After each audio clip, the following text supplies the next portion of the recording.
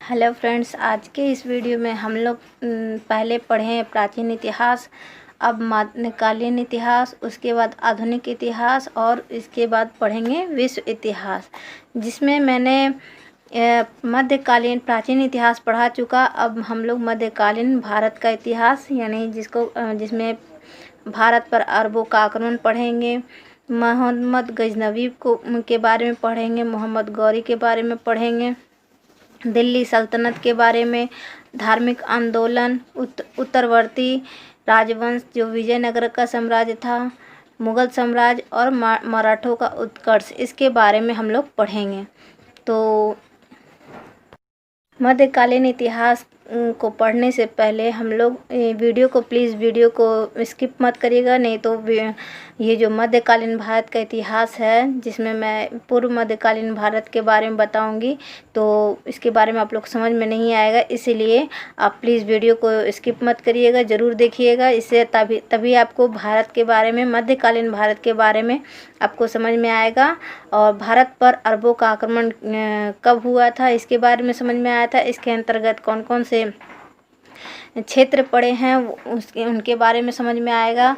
किस तरह से अरबों पर आक्रमण हुआ, उसके बाद तुर्कों का आक्रमण हुआ, इसके अंतर्गत सारे वीडियो में बताऊंगी। तो इसीलिए प्लीज़ वीडियो को स्किप बिल्कुल मत करिएगा, ताकि आपको समझ आए। अगर आप नहीं स्किप कर दीजिएगा तो आप मध्यकालीन भारत के बारे में आप लोग बिल्कुल नहीं समझ पाएंगे। इसीलिए आप लोग प्लीज़ वीडियो को ज़रूर देखें, पूरा देखें, ताकि समझ में आए। तो शुरू करते हैं। भारत पर अरबों का आक्रमण है, ये आक्रमण हुआ था 1712 ईस्वी में। देखिए यहाँ पर पूर्व मध्यकालीन भारत जो है ये प्रारंभ हुआ था 1712 ईस्वी में, जिसका ये जो है मोहम्मद बिन कासिम के नेतृत्व में अरबों ने भारत पर पहला आक्रमण किया था, जो सफल रहा। ये जो मोहम्मद बिन कासिम जो है भारत पर के नेतृत्व में पहला आक्रमण हुआ था, जो सफल रहा। अरबों ने सिंध देश पर 1712 ईस्वी में विजय पाई थी। अरब देश के जो निवासी हैं वो सिंध क्षेत्र जो है उस क्षेत्र पर ये 1712 ईस्वी में विजय पाई थी। अरब आक्रमण के समय सिंध पर जो दाहिर का शासन था, ये कौन था? ये हिंदू शाही का शासक था। ये जो सिंध देश का जो क्षेत्र जो है उस समय उसका जो शासक था वो दाहिर था, ये और हिंदू शाही का शासक था। भारत पर अरब वासियों के आक्रमण का मुख्य उद्देश्य क्या था? धन दौलत तथा इस्लाम धर्म का प्रचार प्रसार करना था। ये क्या करना था? इस्लाम धर्म को प्रचार प्रसार करना था। मोहम्मद बिन कासिम उमैद खलीफा का सेनापति था। ये जो है मोहम्मद बिन कासिम जो है उमैद खलीफा का सेनापति था। मोहम्मद बिन कासिम ने भारत पर आक्रमण कर सिंध एवं मुल्तान क्षेत्र को जीता था। कौन सा क्षेत्र जीता था? सिंध और मुल्तान क्षेत्र को। सिंधु क्षेत्र में प्रथम बार जजिया कर मोहम्मद बिन कासिम द्वारा लगाया था। जजिया कर एक टैक्स है, एक कर है। यह सबसे पहले यहूदी और ईसाइयों पर वसूला गया था। जब ये भारत पर अरबों के वासी जो लोग हैं उन्होंने आक्रमण किया, तब इसका अधिकार हो गया था। जो इस प्रकार से हिंदू जनता लोग उसके अधिकार के क्षेत्र में आए और आर्य भी आए। इस प्रकार से मोहम्मद बिन कासिम के पर है, ये 1712 ईस्वी में मोहम्मद बिन कासिम ने सिंध प्रांत पर जजिया कर भारत के आक्रमण के समय लगाया था। और इस आक्रमण में ये जो आरंभ हुआ था, जजिया कर आरंभ हो गया था। इसमें ब्राह्मण मुक्त हो गए थे। इसके अलावा दिव्यांग और जो अंधे लूल्हे लंगड़े हैं वो सब भी मुक्त हो चुके थे। जब ये जजिया कर है, इस सल्तनत काल में फिरोज शाह तुगलक ने ब्राह्मणों पर जजिया कर लगाया था और इस प्रकार मुग़ल काल में 1564 ईस्वी में जजिया कर जो है ये हटा दिया गया था। फिर पुनः जो है ये 1674 ईस्वी में लागू कर दिया गया था। ये औरंगजेब के समय जो है ये 1674 ईस्वी में जजिया कर जो है लागू कर दिया गया था। तो इस तरह से एक क्वेश्चन बन सकता है कि औरंगजेब ने कब जजिया कर फिर पुनः लागू कर दिया था, तो ये 1674 ईस्वी में जजिया कर लागू कर दिया गया था।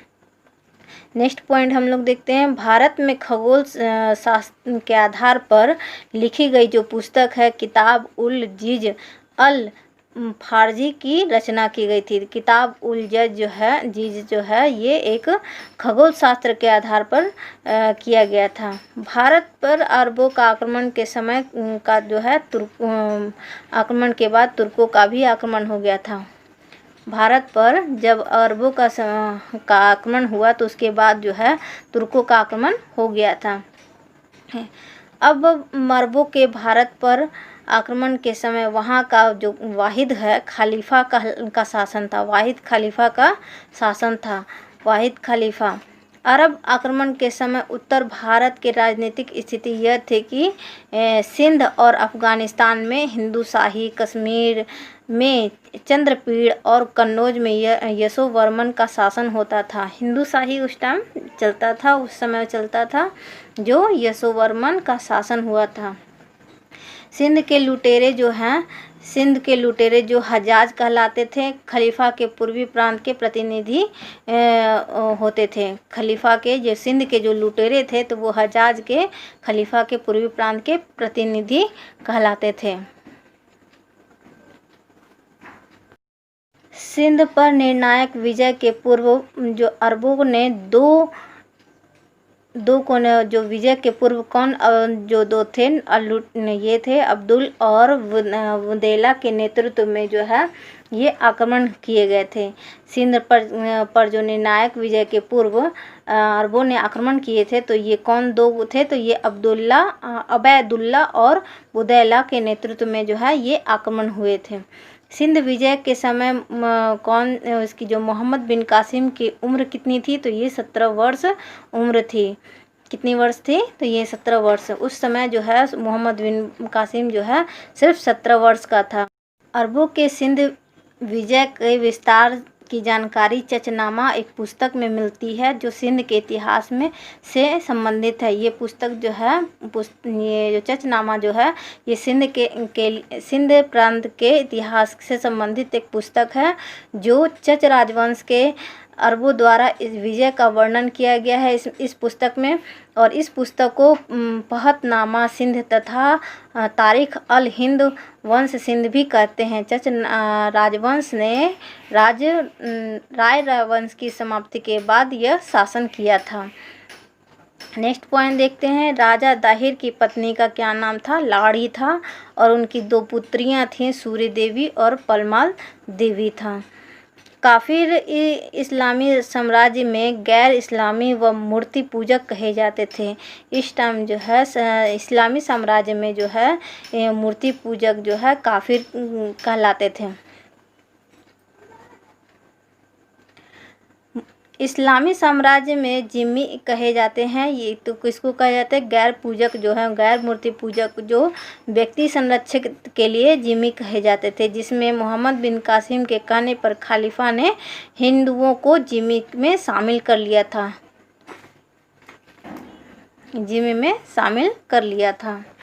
भारतीय अंक पद्धति सूर्य को अरबों ने यहाँ हिंदसा के नाम से नाम दिया। जो अंक पद्धति है वो जो शून्य है, अरबों ने क्या कर दिया था, इनको हिंदसा का नाम दिया था। भारतीय जो ग्रंथ है उसमें खलीफा आल मसूर ने अरबी में ब्रह्म सिद्धांत और खड़खड़ायक के रूप में रूपांतरण कराया, जिससे भारतीय ग्रंथ का नाम ब्रह्म सिद्धांत रखा और खड़खड़ायक नाम रखा। और भारतीय अंक पद्धति जो है सूर्य को अरबों ने हिंदसा का नाम दिया, जिससे और इसका नाम हिंदसा अंक पद्धति के नाम से उन लोग हिंदसा नाम रखे। इसके बाद भारत पर अरबों का आक्रमण के बाद अब तुर्कों का आक्रमण हुआ था। तो इस तुर्कों का आक्रमण को हम लोग पढ़ेंगे। तो अगर मेरे वीडियो को अच्छा लगे तो प्लीज़ स्किप मत करिएगा, ज़रूर देखिएगा, ताकि तभी आप लोग को पूरे मध्यकालीन भारत के बारे में आपको समझ में आएगा।